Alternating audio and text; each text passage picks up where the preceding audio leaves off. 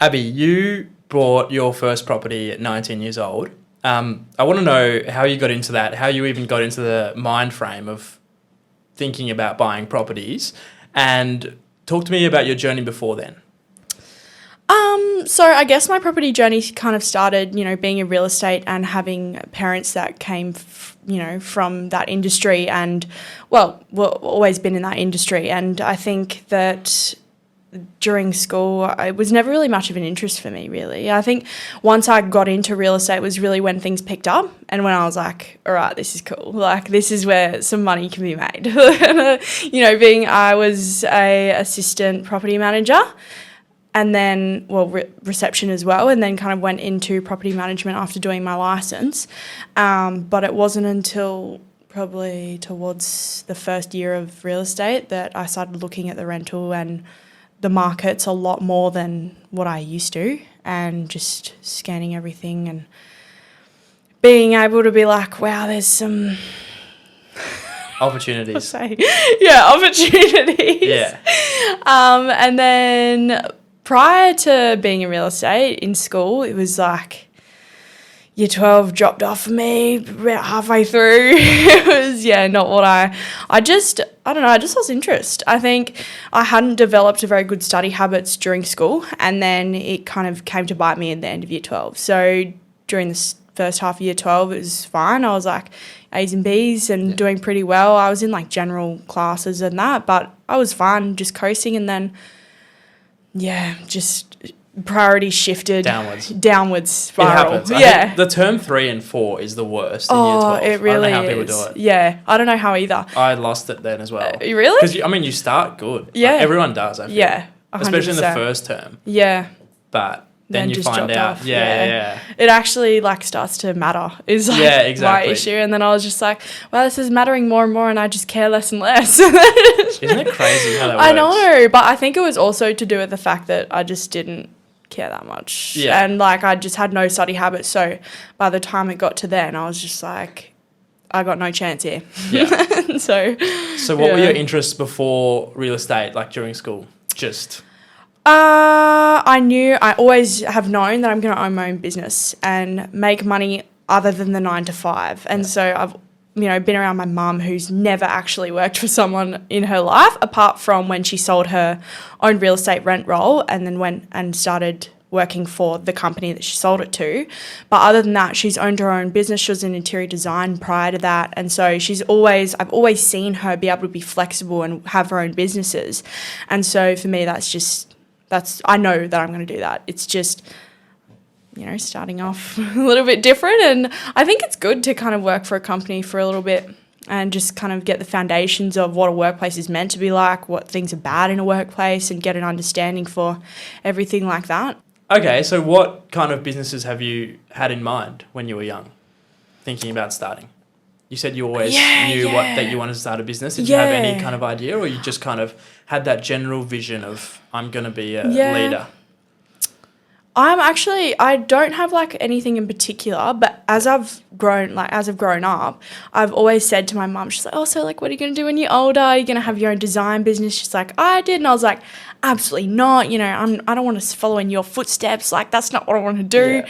And now the only thing I can imagine myself doing is being a designer, or because I think my mum, watching her do all the drawings and when she was, sketching and that, it's been passed down to me. I used to watch her as a kid. So it's something that I do on a piece of paper. You should see my scribbles, man. It's just insane. So I think seeing, that from my mum. So I'm not sure. I'm probably something to do with design. I want to create. Is this interior design? Yeah, she was an interior designer. So I think, but I love clothes. I have obsession. Really? Yeah, it's pretty bad, the online shopping. But I think, I'll probably get into this a bit later, but you can either become what I think there's two things with, especially today and the internet and everything. You can either be a creator or you can be the consumer. And when you get into the mentality of I'm going to be a creator, then you're one level up from all the people who are just consuming everything, like TikTok, even you with this podcast. I've watched thousands of podcasts and not once have I thought I mean, it'd be cool, but, you know, like I'd never actually do it. And so when you venture off and you actually change that in from being, you know, I'm just going to watch YouTube and be like, maybe I should just sit down and like film something, or, you know, like it's a switch. So I think, yeah. Well, yeah, an interesting story is, mindset. when they were having talks, the Australian government, I think they still are, about banning TikTok, I was all for it before. Yeah. Because I was like, you know, it's ruining people, it's too addictive, like it's making people kind of degenerate. And then when I started using TikTok and like posting these on TikTok, I was like, well, I'm just going to use it to my advantage rather than complain about 100%. it. And it might be a bad way to look at it, Yep. but now I couldn't imagine anything worse Yep. than them banning TikTok. Yep. So it's crazy how, you know, even things that you're frustrated about, you can use them to your advantage. You can just flip it. Definitely. Yeah. That's 100%. the mindset. 100%. Yeah, Got to make it work for you. 100%. Yeah. So, okay, interior design. How did your mum start? What age did she start? Oh gosh. So she went through uni. I think she was about in her 20s. She didn't come straight from school. She did like a bit of like government work, and then I think she would have been about maybe 24. She's probably gonna kill me because she's gonna get it wrong. Yeah. But I think it was around her mid-20s that she actually went and did her course, and she dropped out in year 10. She was like complete like just wasn't in for school, and then she got married and then did all these other things, and, you know, ended up finding design that she liked. And there was points where she was like, I have no idea what I'm doing. And then she said that there was a point where it just clicked for her. Like she was like, wow, I get it. Like all of the stuff that I've been learning that I have no idea about, it finally makes sense. And I was like, how does that even work? Like, how do you just wing it through the whole thing? And she's like, I have no idea. So yeah, she was about mid-20s when she started her interior design. Then she went on and had a business for 15 years. Wow. Yep. And she killed it, man. Really? She killed it, yeah. That was one of the things that motivated you, inspired you? In what way? In a way of like interior design. Yeah, well, of like someone close to you starting something and being successful. Oh yeah, I mean, like I watched her. She had all of us kids, well, me and my brother, and she would, you know, be up till 3 a.m. drawings. She still does it because that's what business owners do, I think, when, you know, you're the only person between the money and, you know, what actually gets done and everything. You feel a bit different and you put a bit more effort. So I was just going to say, it's funny because people talk about work-life balance and having a work-life balance, but I think as soon as you start a business or you know, have children while doing it, you know that kind of goes out the window. It does. That's not even a luxury that you can even think about. 100%. So I guess, you know, you're pretty fortunate from a young age that you got to learn that. Yeah. Especially with your mum being outside the realm of a 9 to 5, where, you know, she can work, she can have a luxuries, a safe income. Yep. Come home, look after the kids, have dinner, go to sleep. Yep. You saw your mum working till 3 a.m. and kind of understood that's what it takes. Yeah. To a point. Yeah. I mean, I look at her and I can say for sure that I will have a work-life balance in the way that, you know, I won't be, I mean, I say this now, but I'm sure, you know, when it's been in the position it might be a bit different. But for now, you know, I think I'm in a time in my life where when I was in property management, I was very work orientated. You know, I'd come in early, finish late, stay till like 7 o'clock if I needed to. But now in my new job, I'm just like, absolutely not. Like I will leave at 4 o'clock right when I need to. And, you know, there's the odd chance that I do need to stay back until 6 and get, you know, important stuff done. But for the most part, it's a really important thing that I've figured out from property management and from seeing my mum and the way that she works herself into the ground, is that I think it's an important thing that even if, you know, I'm really busy at times and need to do that to be able to succeed or whatever it is, I will still, you know, try and get a run in or get some things that I want to do into the day. So I learnt from her, but also know how much it takes. Yeah. But also if you're working for an employer, like fuck them.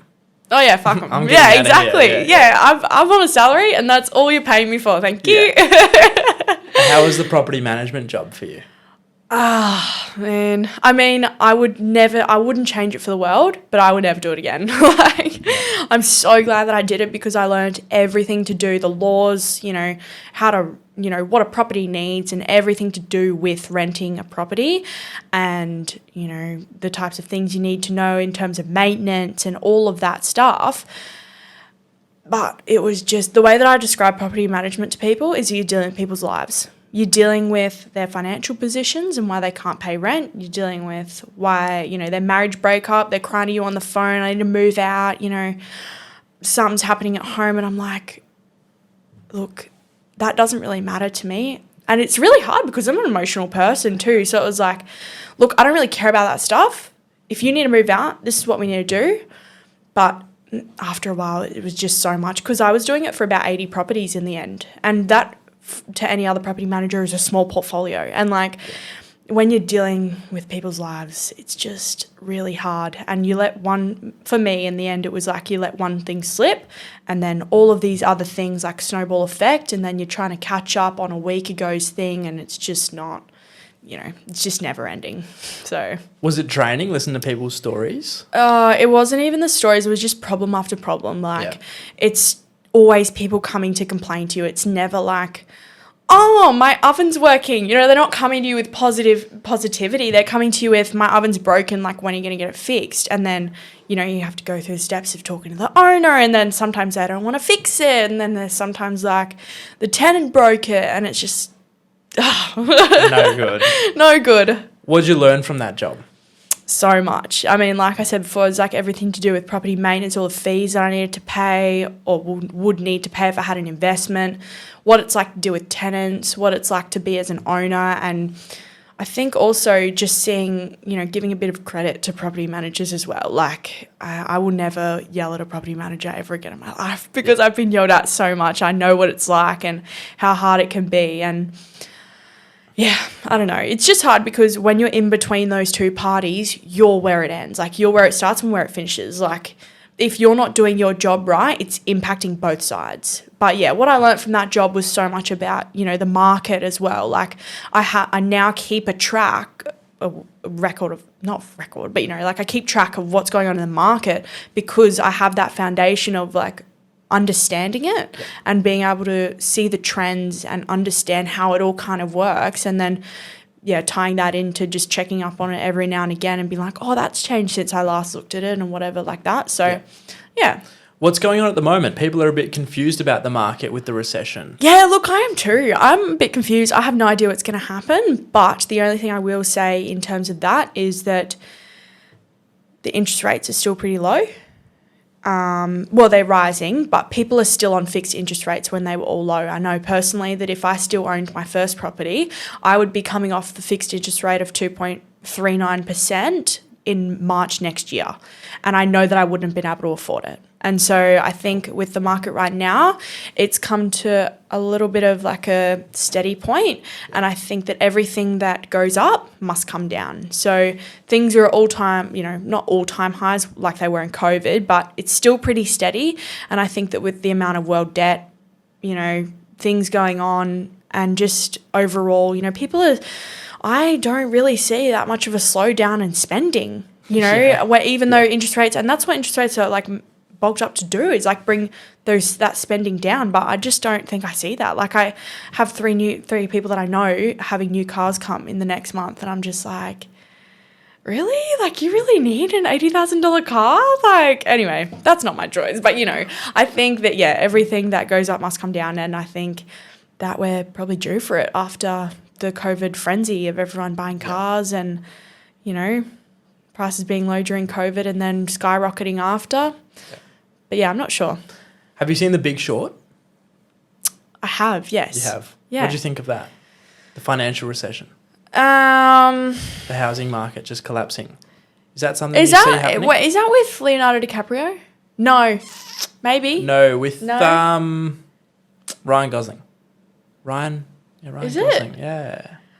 No, Ryan something. See, I'm shit at remembering movies. I can't remember movies, honestly, but I think I remember watching it because my dad always talks about Big Short. Does he? Yeah. Yeah. It's an absolute crazy Is it movie. when they in America when they the housing bonds and then Yep. Yeah.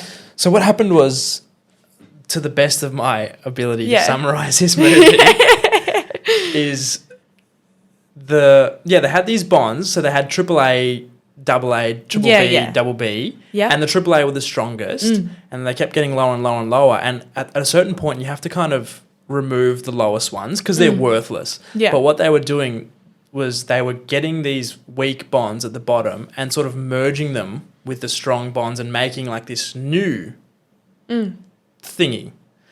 And essentially they kept doing that, and it was really weak. So the more they made of this, the more the housing market got weaker and weaker and weaker, and eventually it all collapsed because of this corrupt kind of system that they had made. But anyways, it was beyond everyone's expectations because Yeah. they had never imagined the housing market ever crashing. And it was these three dudes that had seen it and no one else had seen it. Yeah. And they bet against the housing market, Yeah. which was something ridiculous. Like, you Yeah, would never everyone was do laughing it. at them. Yeah, Yeah. I can remember the movie, but I probably couldn't tell you what you just told Gotcha, me. yeah, yeah. I have to watch it again.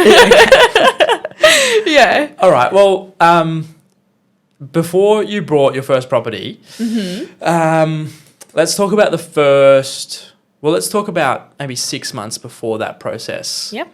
What was That's your right mindset? when it started. Yeah. Yeah. What was your mindset before that?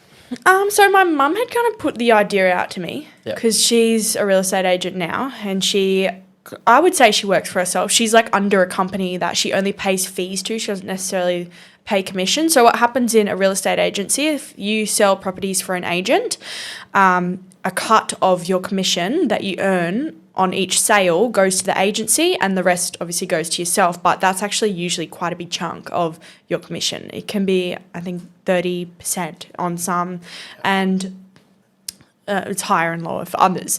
But yeah, the one that she works for now is just like fees.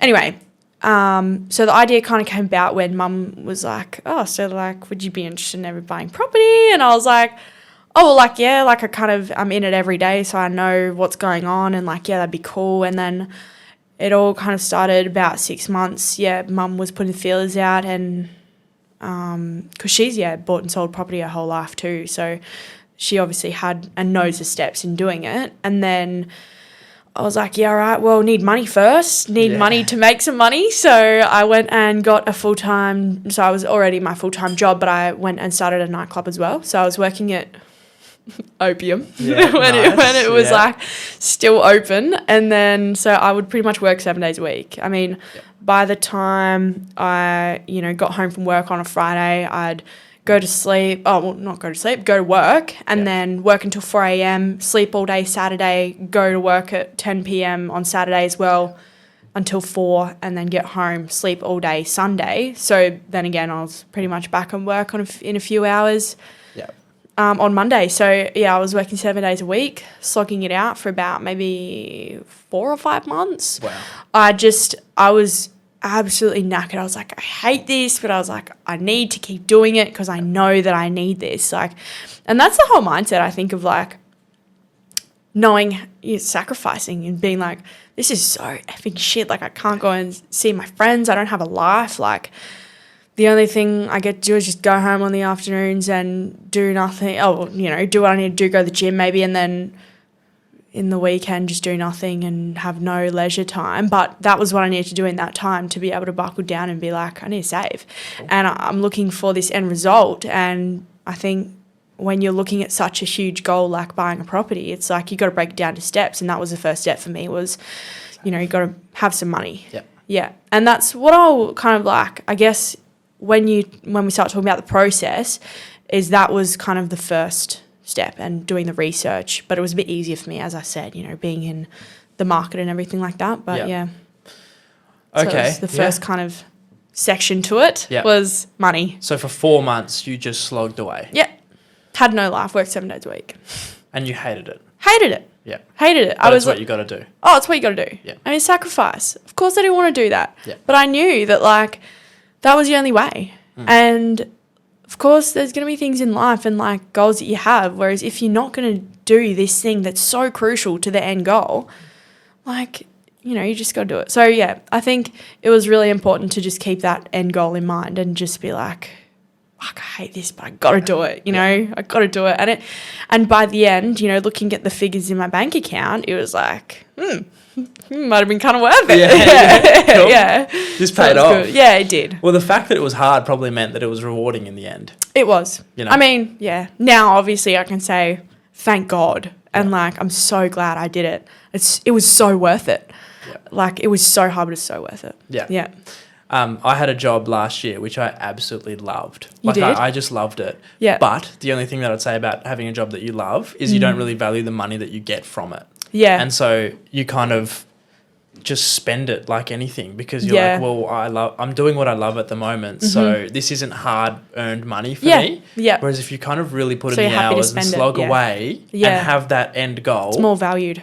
100%. You're like, I cannot spend this because I work so hard to get this. Yeah, I see what you're saying. Exactly. Yeah. Okay, so and you, when you were doing that, you obviously had that I'm going to try and buy a property during that time.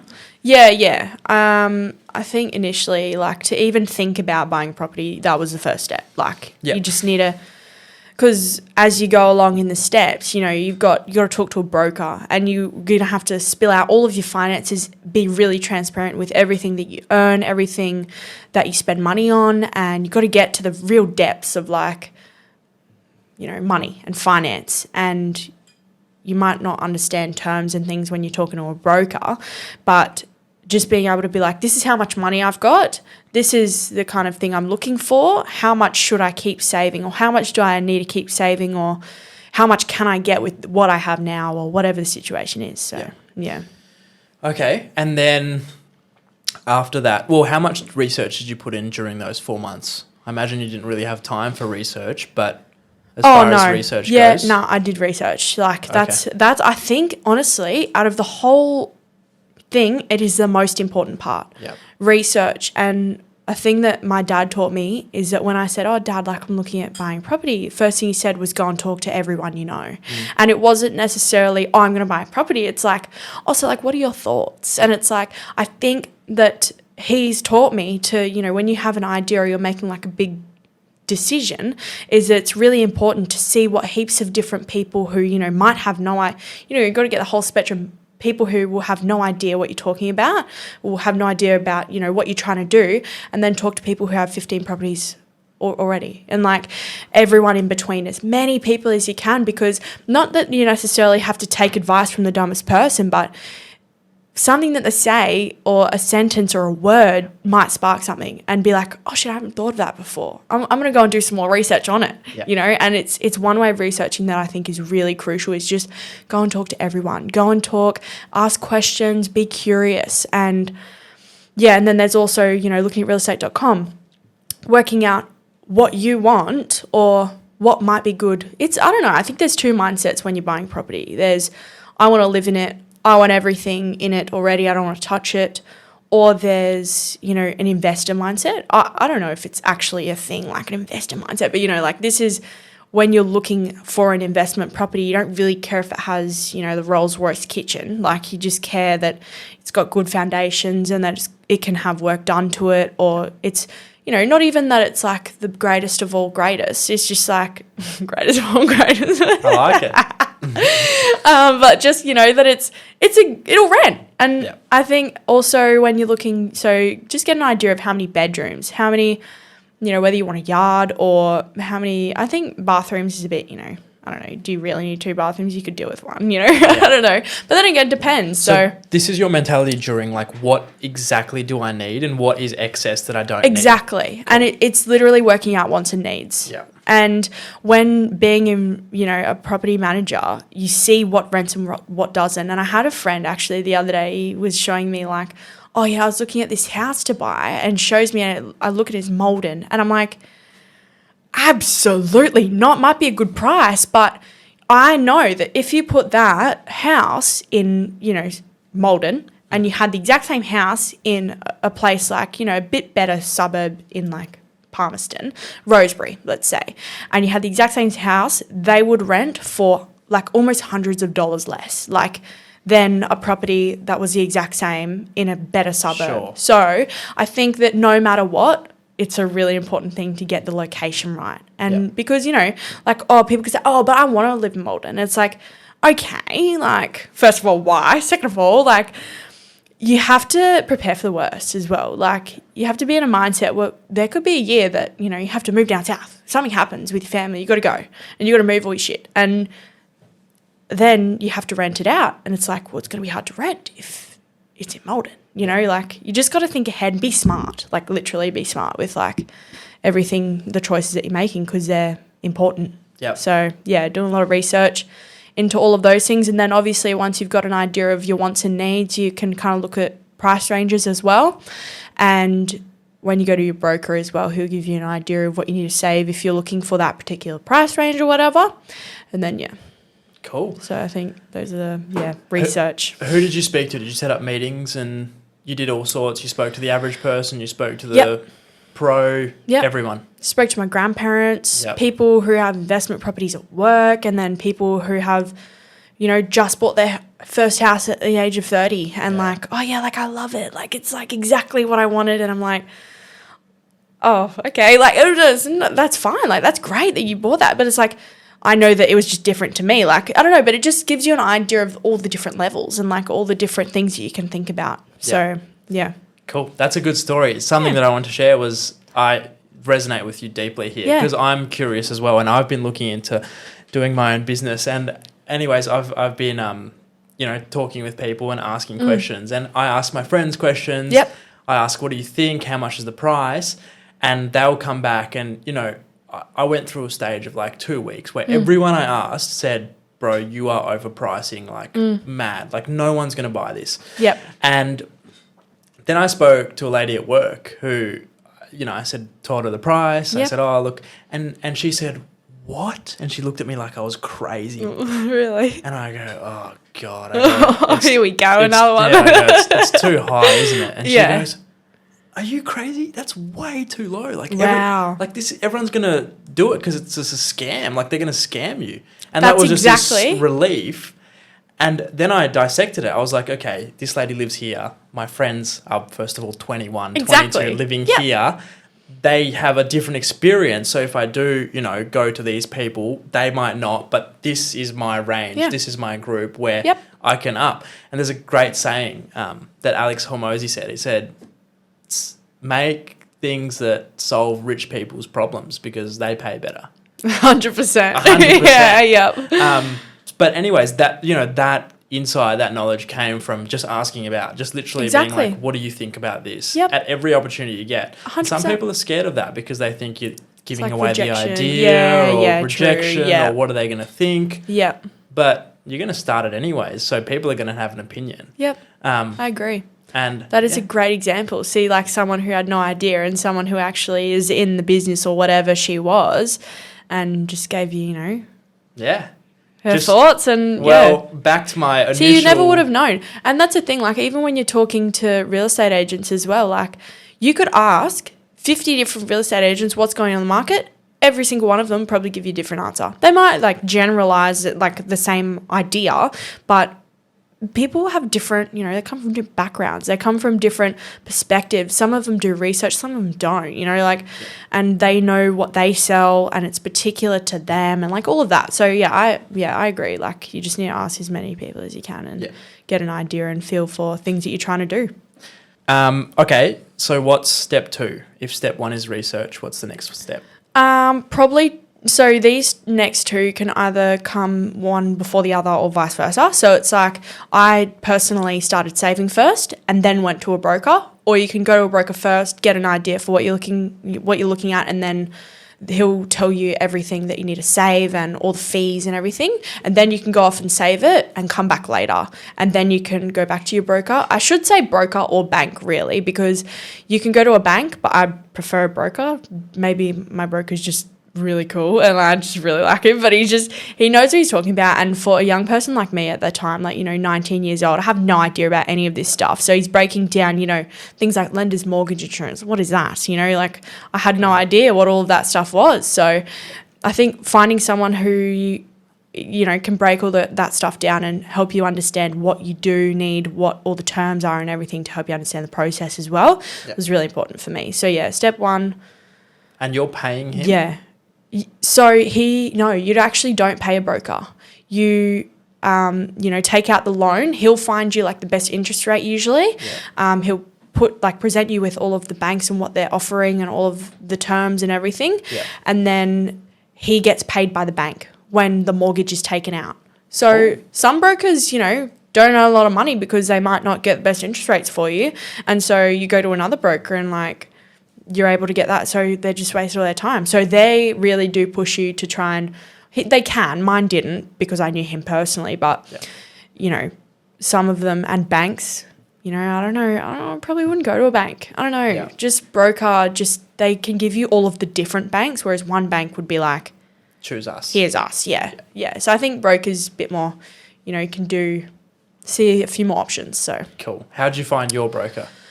I'm actually not sure how we initially got onto him, but yeah, it was just like, I think my mum kind of knew of him, and then we went and sat down with him one day, and I think he did know my mum, but regardless, I mean, I probably, would have found him. He's a really good guy, and just knew through mum, I guess, Cool. is the answer. Yeah.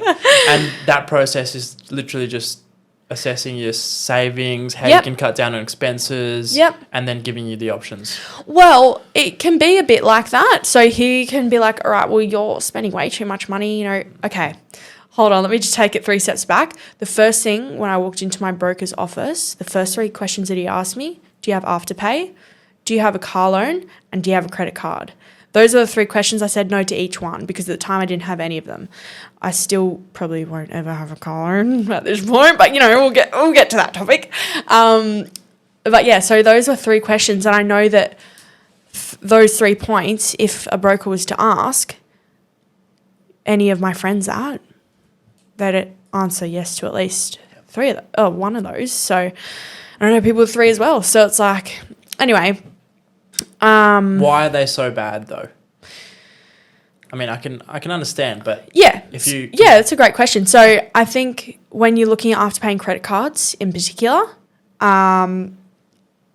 it's more just to do with the fact that when you have a limit on those, the bank actually looks at that as maxed out. When you're trying to take out a loan, they consider the credit card that you have a flat $5,000 with $0 on it as a $5,000 expense. Did you know that? wow. Yeah. So that's why, when you have a $20,000 credit card that you don't use, don't owe anything on, you that's like an expense. Is like they consider that as $20,000 loaned out, even without it. Even Gotcha. even with it being at $0. So Okay. that's how they look at it. That's why, even Afterpay, he was telling me that some banks, like I think People's Choice and there's a few others, that actually will not even consider you if you have an open Afterpay account. Really? Yeah, because they look at it as, you have $0. Well, you have $0, but they look at it as having, $2,000 credit card. It's a bit like that.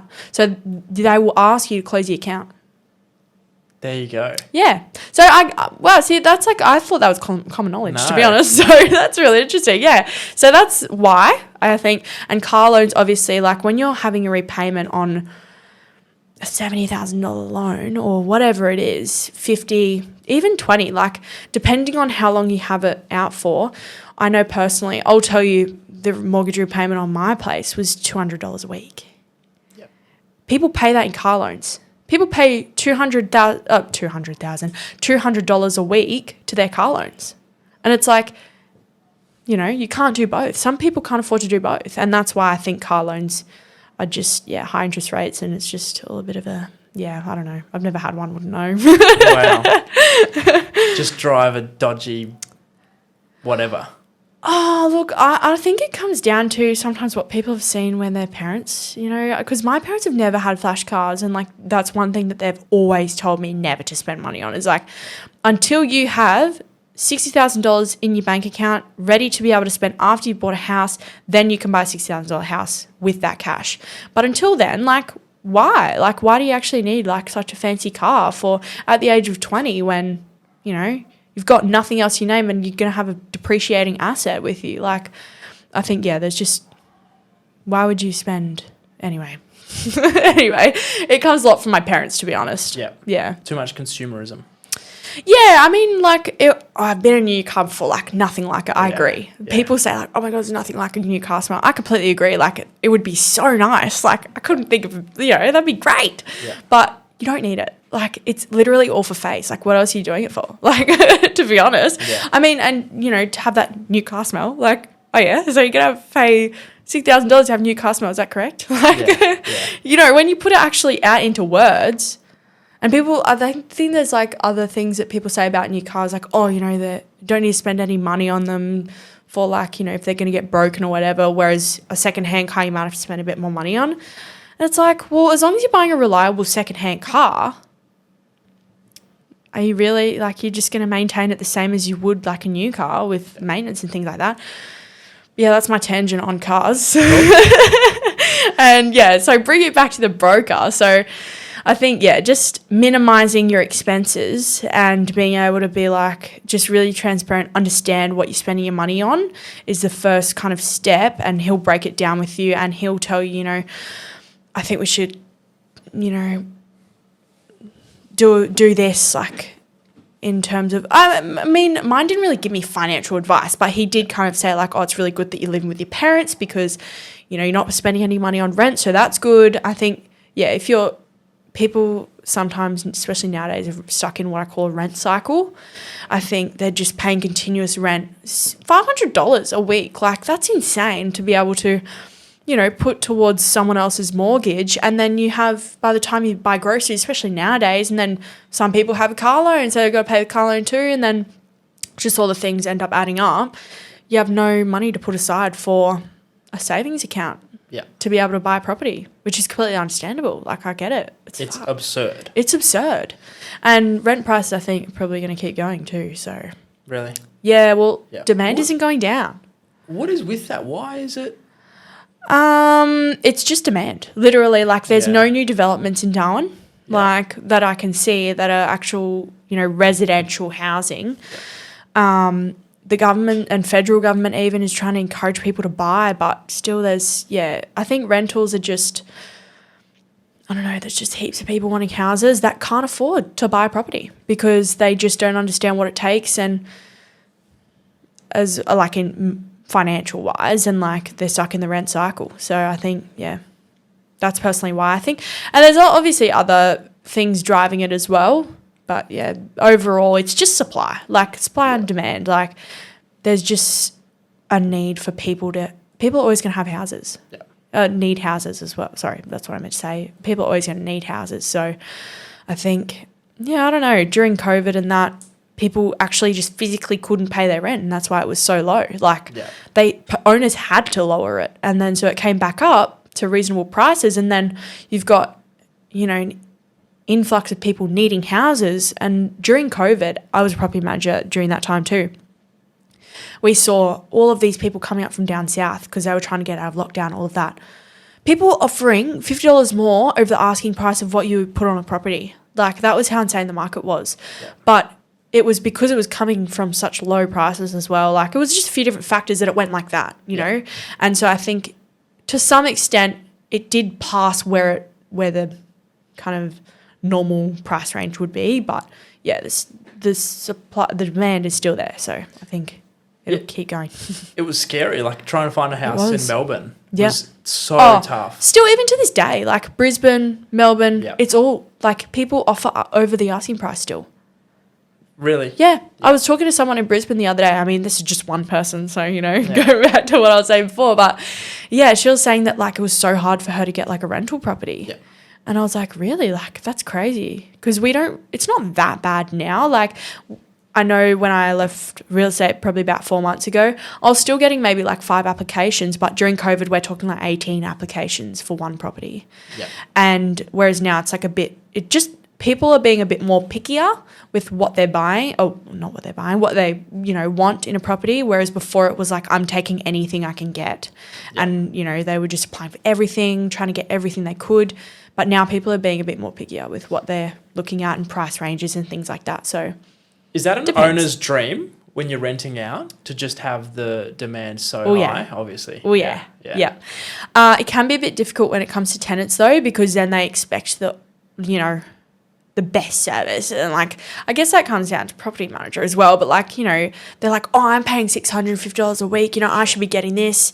The owner should be paying for that. And they get a bit like salty and like, it's just like, well, no, you actually did that. It was like, you offered over. Like, it's not me, it's COVID. Yeah, exactly. It's like, I don't control it. It's like literally the market. But yeah. Yeah.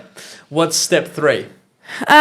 Step 3 is find the property that you're looking for. So you've gone to your broker, you have an idea of the savings that you're going to need, you've got your savings, and you're ready to go start looking for a property. So go to, you know, open inspections, talk to some agents, stay back, have a chat with them, see what they're thinking, and yeah, just have a look at properties. And, you know, when you find the property that you think, oh shit, yeah, this could be the one, and then just make an offer, which is, as we were saying, step 4. Make an offer, and then hang on, does the property have to speak to you? No, No, absolutely not. Okay. That's I think that's where people get stuck. It's like they wait for the emotion to like walk in and be like, this is the one. Yeah. So I can give you an example of that with my property. I walked in, I was like, this is revolting. Revolting. Like, oh my gosh. Have you seen the before and after pictures? Yeah. The before photos, like cockroach infestations, like doors not even on, like doors were all on, the wardrobes were just absolutely like peeling, and like carpets were so stained you actually couldn't see the real color. Like, just like, it was definitely not the one, but I guess it was just that different mindset. Like, if you were walking into a property thinking this is the house I want to live in until I'm 80 years old, like you obviously, you know, to an extent you'd be looking for that feeling and you'd want to feel something going into it. But I don't know, unless you're building your own house, of course there's going to be things that you're going to need fixed. Yeah. You know, it's not everyone has your taste. So I think, just keep the one piece of advice that my mum told me that I will always take with me is never, ever get attached to property. Never get attached to property. And I was so sad when I just sold my first property. I was like, I'm so sad. I have so many memories and stuff in here. And then I was like, you know what?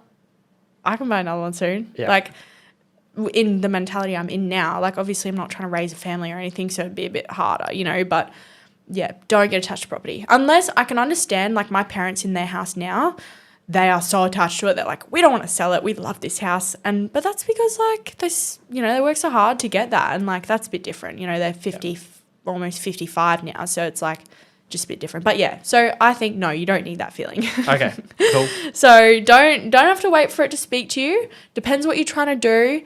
And then, you know, once you find the property, I think that, you know, go and make an offer. Yep. Put it in writing. There's verbal offers, but agents don't take it seriously. They can, but until they get it in an email, that's when the deals get done. Is like, okay, we're going to get a contract now because you've put it in writing. And so a contract of sale is what you sign, you know, obviously to agree to what you're going to do. And there might be a bit of, before you sign a contract though, there might be a bit of negotiation. So you could go to the owner and lowball them. You know, you could go to the real estate agent and be like, no, well, you know, I don't think that's exactly what I did. I was like, nah, actually this isn't worth 280. Sorry. Like, this is just not it.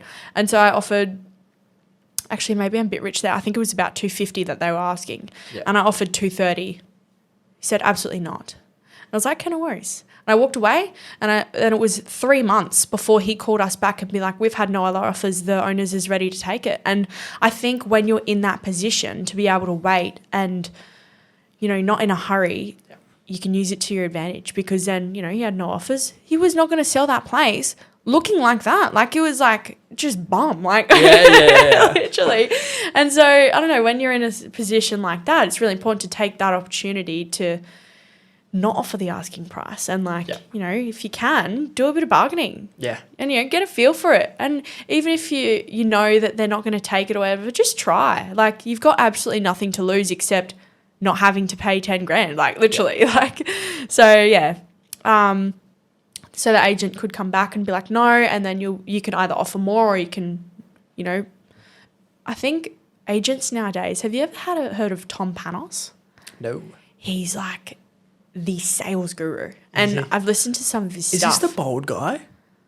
I think so. I'm actually not sure. I've listened to more of his like podcasts rather than anything to do with Because I'm My well mum into tells me a lot sales about at the him too. moment. You are. Oh Yeah. my God, Tom Panos. Oh my God. Quick, you have to. I think he costs a bit of money to listen to be honest, but it's so worth This it. is the dude. I'm listening to this big, bold, jacked guy at the moment. Okay. And he like gets into it. Like Yeah? he yells. Tom and I just love Panos, it. Tom yeah, Panos. He's got some really good tips on like, especially for real estate agents. He's a property investor and real estate agent himself. And he talks a lot about like techniques that you can almost trick people into like buying stuff. So it's like, It's crazy. for example, my mom listens to him and she's like, oh yeah, tells someone who's trying to buy, she's like, oh, that's fine. Like you can just miss out on the opportunity. Like says things like that. And then they go, oh shit, like I don't want to miss out on the opportunity.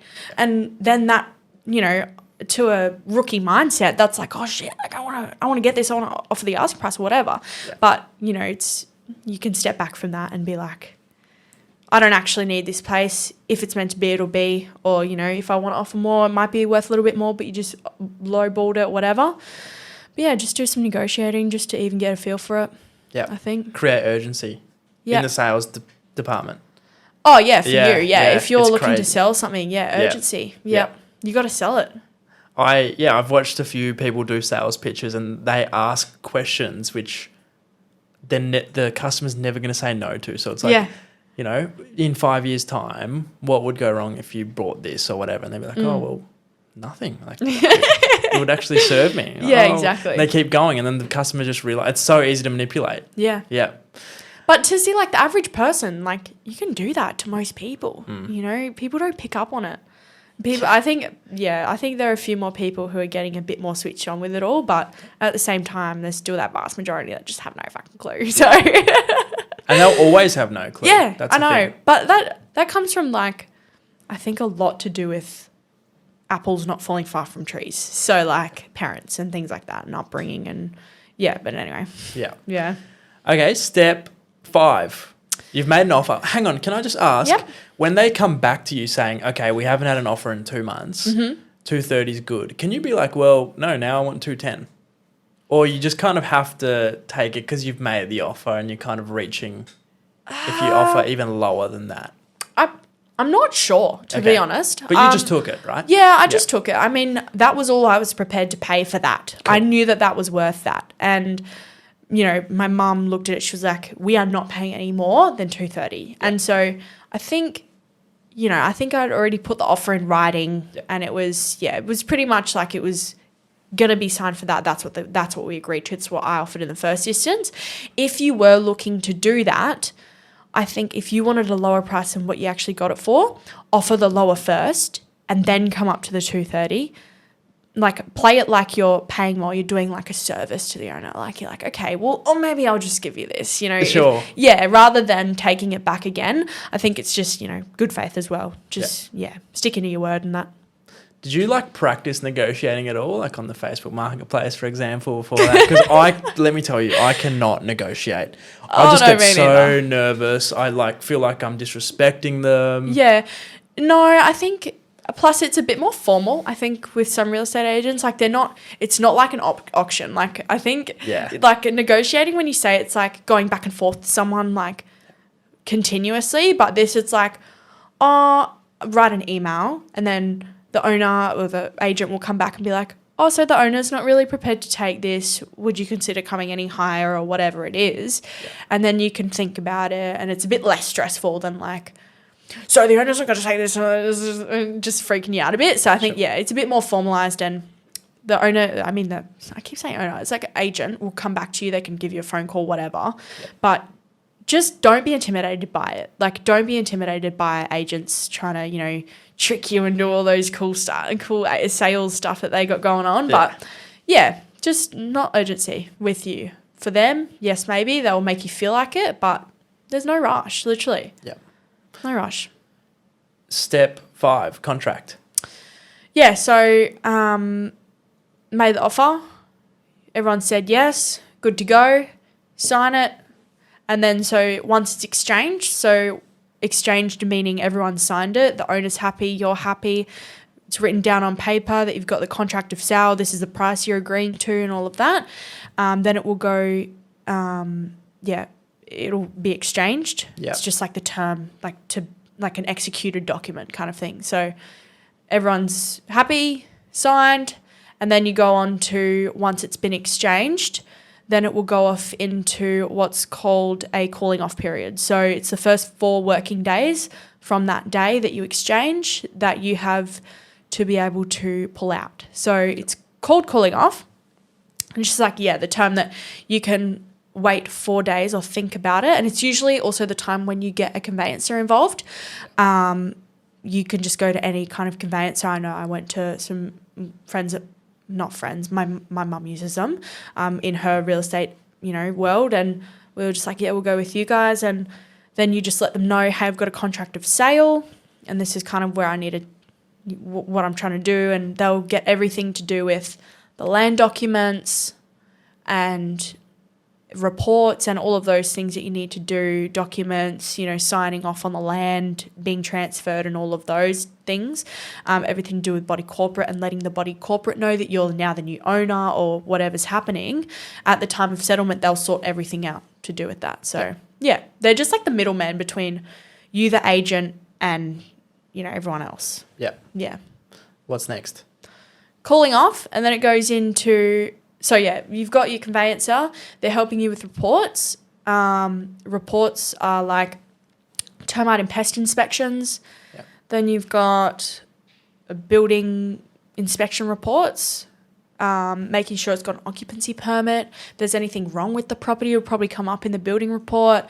There's lots. If you're buying like a unit, you can talk about or ask or request through your conveyancer. You can request I think it's ADG minutes. It's like annual AMG, annual meeting minutes for the body corporate. So you'll be able to see if there's any issues within the complex, if there's, anything else they've got going on financially, what's in the sinking fund, and kind of notes on the complex, which is important if you're buying a unit. You don't want to buy a unit and then everyone's complaining about the garden not being maintained. It's like, I don't know. Depends. But so you request all of those kind of reports. The most important one is the building report. Like, okay, my advice, do not buy a property without an occupancy permit. You cannot get insurance without an occupancy permit. An occupancy permit is like, obviously, like a thing to say everything's been signed off, everything was built correctly, everything, is safe and cyclone coded and all things like that. When you don't have that, insurance literally won't insure you. They refuse because they know that something in the property is at risk. It's a liability. Yeah. Yeah. And they won't insure you. No. Which is a big thing. Yep. For a house, you obviously need your insurance, building insurance. But for a complex, it's already paid for through body corporate. Yep. So it's not really something you have to worry about with... If you have like valuables, tens of thousands of dollars worth of stuff, I personally didn't have contents insurance when I first bought my place, but it's just something to consider. Like, cool. You always need place insured, 100%. Yep. Just like you always need your car insured. Next step? Next step after reports after where are we up to? After reports. So you've spoken to your broker, you've decided on... Actually, we'll just start that again. So after your reports, there's usually a period of 21 days finance. 21 days finance, if you've already got pre-approval, doesn't really matter that much. It's like, okay, everyone's ready to go. But usually when you actually request for settlement, when you're talking to a conveyancer, on your sale of contract, you usually put, or on your offer as well, how many days until settlement you're requesting. So usually it's about, hold on, sorry, 1 second. Is it 30 days? 31.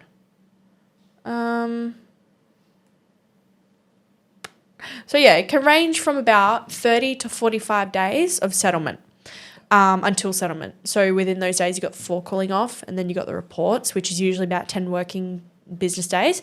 And then after that's finance, but finance isn't really applicable, like I said, if you've got pre-approved finance. Yeah. But if you do have finance, it's the time where you say, okay, I've got a contract of sale to my broker. Okay, yes, the banks are going to lend this to you, and it's just more the banks like going through all of the processes and being like, okay, yes, we're ready to loan to you. Yes, we've got all your checks in place, and which is why you speak to your broker so early on, because you want to make sure that those steps are already in place and that you've got everything sorted. You know exactly what financials are doing what. And so, yeah, just then, so it's finance, and then that's pretty much that step. I mean, your broker will explain a lot of it to you, and just getting all those checks in place and just liaising with the bank that you're choosing to lend from and being like, yeah, we're ready to go. We've got an offer on this and this is what we're going to do. Are you ready? And then they'll say, yep, we're ready to lend and whatever. Yep. And then after that pretty much goes into the next step, which is unconditional. So unconditional is when all of the terms of the contract that you've signed have been met. So the conditions and terms of the contract that you signed are, they're fulfilled. And so then it turns into, so the contract was conditional, but now it's gone unconditional. So you're buying the place. So everything, you've got your building reports are all good, your finance, you're calling off, you're ready to buy. And then it pretty much, everyone, your conveyancers and everyone will communicate and be like, yep, we're ready to go, unconditional. And then you're pretty much buying it. You're locked in. Locked in. What if locked you say, what if you just have the last minute nerves? So you can't. You can't. You're done. That's what the cooling off period is for. Yes, exactly. Yeah. And you've signed everything with the banks. You've signed all your mortgage documents. You can't just be like, oh, yeah, actually, nah. It just doesn't work like that. You've got to be decisive. This is a big decision. You've got to be decisive and be like, I'm going to do this. Yeah. And you shouldn't, honestly, don't make an offer or don't even take the steps unless you're ready. Like, you've got to be 100%, yeah, I'm going to do this, like full send, Yeah, 100%. Yeah. And then, so unconditional is like locked and loaded. The only thing is, though, is if one of the terms isn't satisfied. So say the building report comes back and it's, there's structural issues. And you can say on that condition, well, I don't want to buy it anymore because that's happened and that was a condition of the sale. You can pull out. Cool. And that's what's called a sale falling over. Yeah. So sometimes you hear it with finance as well. It's happened a lot. My mum in the last literally 2 weeks, she's had 4 sales go to contract and then fall over because of finance. So it's already starting to see it with interest rates. Wow. The market changing. Because the conditions were one and then now they aren't being fulfilled. Is that what you're saying? Yeah. So usually in like a contract, you have all of those conditions, building, everything like that, finance and everything. And then if one of those isn't met, doesn't go through. Cool. And then settlement. Move-in day. Great. So you usually just have like a settlement day and then that's a day that the bank will start charging you. That's the that's the time that the real estate agent will sort out a time with you to, get the keys and on settlement day and then property's yours. Yeah. That's when, obviously as well, when the land gets changed into your name. So everyone's notified that it's your house. Yeah. So body corporate, the council, and your conveyancer will do all of that for you as well. Cool. Yeah. And for you, though, when you bought this property and you settled, you weren't going to live in it, were you? Or was that your plan, that was the plan. Property? Yep. Wow. It was the plan. You were going all in here. Yeah, I was. It was always the plan to kind of move in, renovate, because at the time I was just like, I'm ready to move out, I reckon. Like, I can go from mum and dad. I was, at that age where fighting with mum and dad a bit. It was just, I don't know, as you get older, parents are always going to be parents. And that's why I struggled after I moved out. I was like, I can't be back here, man. You guys, I love you to death, but you're just parents and you always will be. And I won't blame you for that, but I just got to go. But so that was always the intention, to live in it and renovate it while I was living in there. So in saying that, the first 4 months, I have trauma talking about it, to be honest. I have trauma. Why? I just busted my ass, man. That's what I think. People were like, oh my God, it's so amazing you renovated your place and you moved out and sold it. I was like, yeah, it's cool now. At the time, it was so hard and it was so shitty. Like going back again to, you know, all these sacrifices that I had to make. And like, that was one of them. Every single second that I got, like literally, like I would go and spend 5 minutes if I got a chance renovating, because I was like at home, because I obviously couldn't live in a place where there was no toilet or no, you know, there was painting everywhere and we were pulling out the kitchen. So I couldn't actually live there, but I was going back and forth, finish work at 5 or 4:30 or whatever it was when I was at my old agency, and literally go straight there. Sure. Steel caps on, painting clothes on, Ready to getting go. the roller out, literally doing all of the hard yards. I spent 4 months doing that. I didn't go out. I think I went out maybe like a handful of times. It was for like friends' birthdays and things that were actually significant. But then again, it was just like that sacrifice. Like I can't go out. I can't do all of these things because I don't have any money to spend on town. Like I don't have any money. I have, you know, all this money being spent on a $10,000 kitchen and like having to put it together myself. Like I can't afford to wake up tomorrow and be hungover. Like it's literally just a shift of priorities and a shift of, whole mindset, literally. So it was 4 months that I did that for. Toughest 4 months. No one will actually understand how hard it is to just actually have to get up and do the work yourself. And especially because like we didn't pay painters. We didn't pay someone to put the kitchen in. It was literally me and my dad, me and my mum, just drilling holes in the wall, like pulling the kitchen out, like full on sledgehammer moments, like literally just us You had your doing own anchor room, whatever they call it. Oh, yeah. That was a lot during the start. We were just able to smash shit up. And like I say, like that's cool, but like it really wasn't. Like my shoulders, even from painting the ceiling, I will never paint a ceiling ever again. Like, oh, it was so bad. And just, you know, all the curveballs that were thrown at me, like we went to start painting the ceiling and the ceiling started peeling off, the existing like paint started peeling off onto the roller. We spent the next 2 weeks scraping with a little scraper this big of the whole unit, just scraping back the existing paint and then having to go over with 3 coats when it was all scraped back. So it's just like learning how to deal with those curveballs as well when they're thrown at you. It was just took a lot of mental strength, tell you that much. Oh, there was so many tears. So really hard work.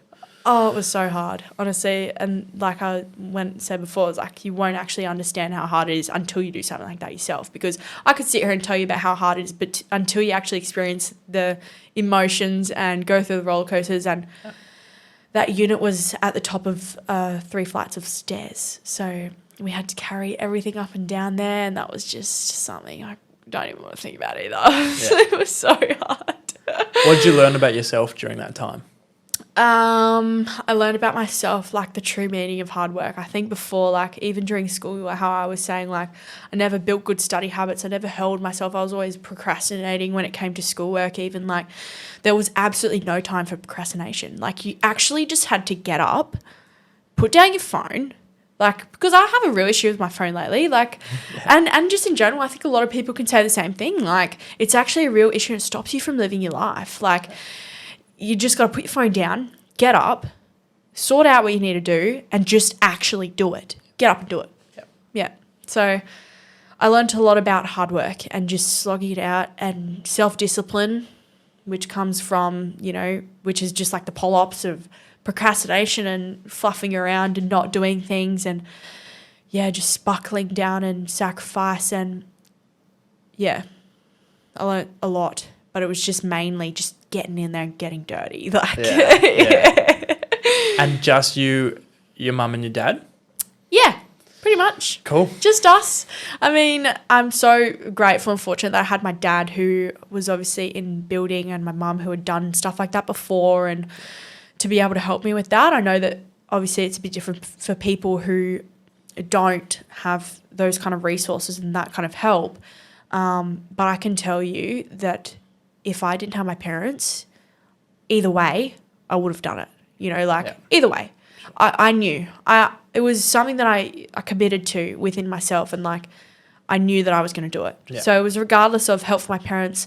And I will admit, honestly, I'll be transparent about the fact that I saved for that time, and then my mum helped me with the money for the renovations, And like, I think that's also, I want to say that because I think people have this expectation like, oh, like she got it done in 4 months. Like, how did she do that? And renovations really can be an overtime thing. Like, you can just plod along. You can do the kitchen like when you're ready, and you can do the painting when you got a free weekend and like things like that. It's no hurry. Like, but yeah, and I was just really grateful, and I'm so grateful for my parents, man. They're the reason why I'm literally here today. Like, I don't think you appreciate your parents until you kind of grow up a bit older and you see what they go through and everything like that. But yeah, and I don't want people to have that, sorry, what I was saying before was that I don't want people to have that expectation on themselves for like, oh my God, I should be getting this done now. It's like, no, you don't have to. Like, I know that personally, if I didn't have my mum to, you know, help me with that side of things, I would have done it myself, would have just kept saving, do a bit, kept saving, do a bit, because that's kind of what I'm doing now. So yeah, I know that it's just something that you have to commit to, really. Yeah. And you said you don't get emotionally attached when buying the place, but do you get emotionally attached when doing the renovations? Because you obviously want to make it look as good as possible. Yeah. Yep. You do. There was some aspects because I kind of knew that I wasn't going to live in it forever, so we had the bathroom tiles. It was like the ugliest colour. It was like this yellow. Anyway, instead of retiling it and jackhammering and getting someone in to retile, it was actually just easier to repaint the tiles. Gotcha. So obviously that doesn't last, years and years. Yeah. But for the time being, we're like, yep, that's the way we can do it. Painted them white. They look great. And so I think I wanted everything to look good and do it the right way. My parents told me and showed me how important in doing those things, how important it is to just do it the right way first, so you don't have to keep doing it again when it breaks or whatever. I learned a lot with that as well. So, but yeah, for the most part, I was more just attached to it at the end, if anything. Like, I was like, I really don't want to leave this place. I have the best memories here. Like, I built this with my bare hands pretty much. Like, it was, so I was attached to it in that way, but at the same time, I knew what was coming when it sold, so it was fun. I was like, that's sad, but there you go. Yeah, you're fine. See ya. What advice would you give to someone looking to buy their property? Obviously, you've run through the steps, but what's some generalised advice that you'd give? Would it be just get into it? Would it be research for this amount of time? What would it be? I don't think there's a specific amount of time to research, but I think my advice would be money makes money. Money makes money. So whether that become from saving and then, obviously going into saving for a deposit or just getting some sort of money to make some money, even people with business, like you have to get some money behind you to be able to fund all the equipment they're going to have, fund all the advertising and all things like that. So just having that mindset of getting some money to make some money, doing a bit of hard work to get that money first. Also be smart with your decisions, like research, be smart, make informed decisions, understand what you're doing, because I feel like there are some people who still will go through that whole process and just not really understand it, even though they've done it. And for me personally, that was when I understood it, was exactly when I did it. I feel like it's one of those things that you just have to go through to be able to fully understand. It's a bit like when you start a new job, you have no idea what you're saying when the person's telling you, but when you're actually typing it and doing the work yourself, you're like, oh, okay, this is making sense. So just go through it, commit, and just sacrifice. Get your priorities right. Yeah. And then the second property you bought, that was the same year? Same year. Was that a bit easier than the first one? Process was, because I understood it a lot better. Yep. Understood all the terms, because obviously, like I said, when I was going to my broker, it was like, what are you talking about? So you had to explain everything. But that time around, I was like, okay, calling off, get the conveyancer, get the mortgage document signed, and it was a bit more fast flowing. Cool. In saying that, my second property was actually hard with my mum. So I had my side loaned.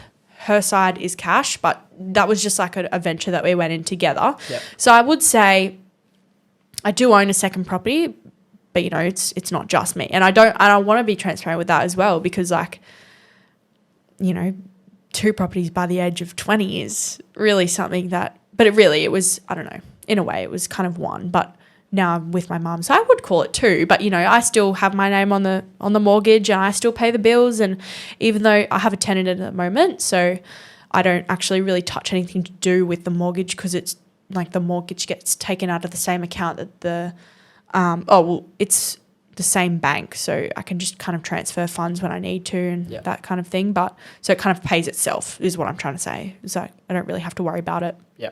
Yeah. What does the future hold for you, Abby? What's next in the next 5 years? More properties, a new job? Interesting that you asked that.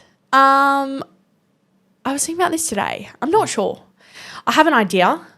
I'd love to stay in my current job for a little bit longer just to get the more experience on like building and construction, and because I learned a bit about design, because the construction company that I work for is actually a design and construct. So they do all the designing. Well, we have one side of our firm that does it and then the other side. But it's just really interesting to learn. So I kind of like my job now.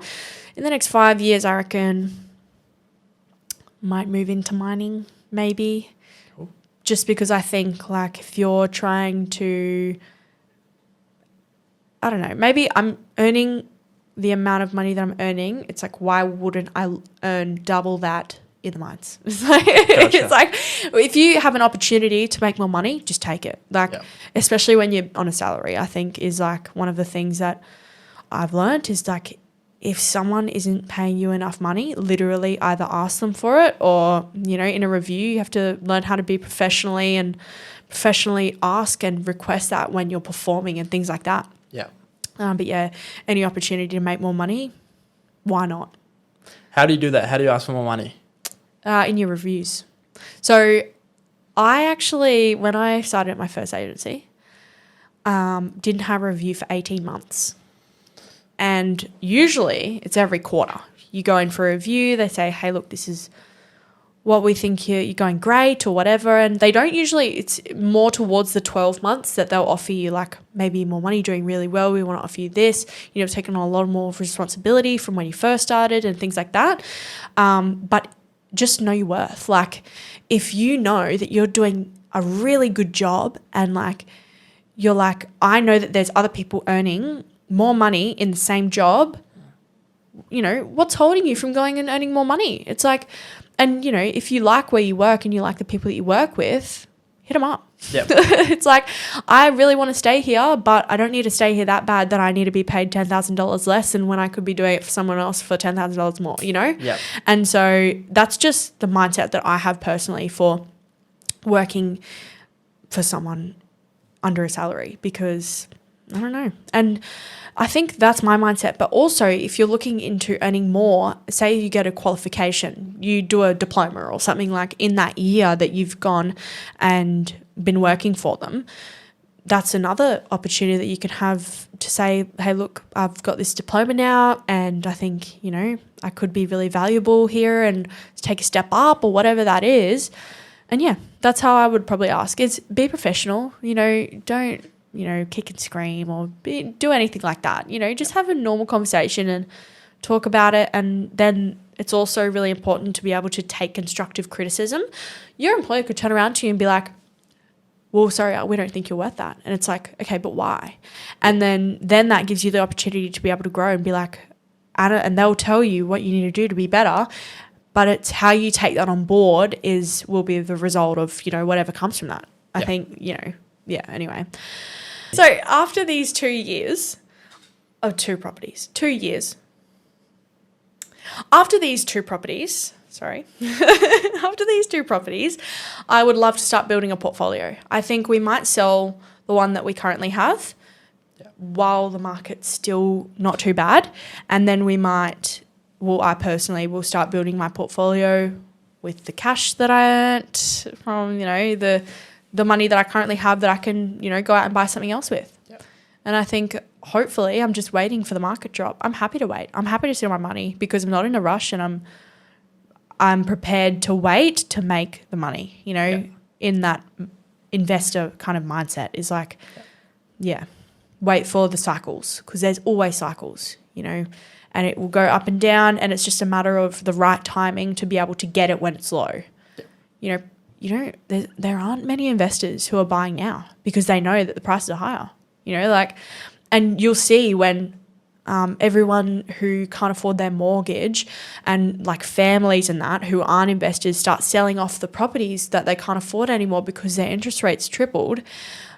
then the investors will come in. They'll be like, okay, let's bargain, let's go. And that's what I want to do. And I want to start building a portfolio, 100%. I think building that passive income is just the main goal after this. So, are you excited for when you're 50? A lot of people, get scared when they think about their future, when they think about when they're 40, 50, because they don't really have an idea about what they're doing. But it seems like you've got a good grasp of your goals. Are you excited for that age, that you'll have this many properties, you'll hope to have this, you'll be, in this position of your life? Are you excited for that?